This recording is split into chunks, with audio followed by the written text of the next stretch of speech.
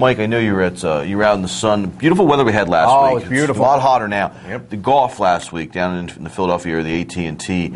I was thinking some headlines. Tiger folds, Furyk falters, and Justin Rose blooms. You are very, very gifted. Your observations of the golf, I'm going to say Tiger Woods is not back, and they keep saying, well, he's going to the British Open coming up, St. Andrews is his course. The way he's playing, he isn't showing me he's ready to play some competitive golf right now. Well, he could surprise us, and he's surprised us many, many times in the past, but it certainly doesn't look like he's playing well enough. I mean, the theory was he has such a great record at St. Andrews. He seems so well suited to St. Andrews that everybody sort of concedes that he's this overwhelming favorite in the British Open. But I think people are starting to wonder now if he's really playing well enough, regardless of where the course is, to be considered the favorite. And I kind of don't think that he is. He played in a Pro-Am in Ireland yesterday.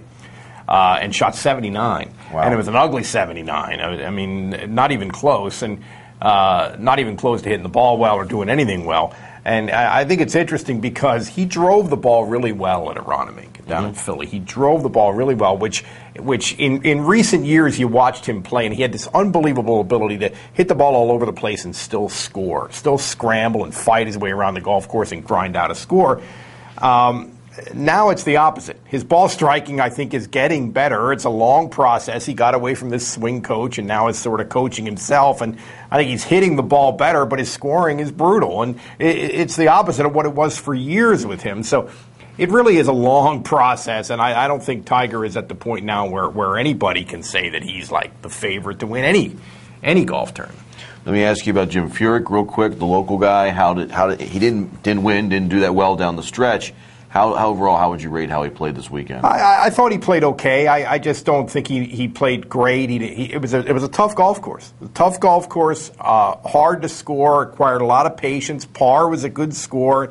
He played fine. I think once he was kind of out of it on Sunday and it was clear that he wasn't going to contend, maybe he coasted to the finish line a little bit. Maybe even if he didn't mean to. I think that's kind of how it played out. But he's playing pretty well, and I expect him to do fine at St. Andrews. Interesting thing about Furyk's career. He used to be one of those guys who, week after week, top 10 after top 10 after top 10. Now he's 40. He's played in, I think, 14 tournaments this year, only 4 top 10s, but 2 wins. I think he's getting to that stage of his career where when he gets in the hunt, he's going to be tough to beat, but he may not week in, week out be getting in the hunt as much. I didn't realize he was top 5 right now. Yeah, he's ranked 5th in the world. Wow, that's impressive. Yeah.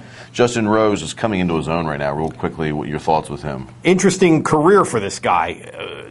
Played really well in the British Open when he was like 17 years old. Then turned pro because of that. Turned pro, missed like 20 cuts in a row. I mean, basically a whole year of missing cuts, and it took him a long time to find himself. But he really is a big talent and an interesting kid, a really thoughtful guy, and it was fun to talk to him this week because he's a kind of guy who kind of tries to figure stuff out and the mental and emotional side of the game. And he may be coming into his own. He certainly is a big talent. I don't see anything wrong with his game, and he's starting to figure it out.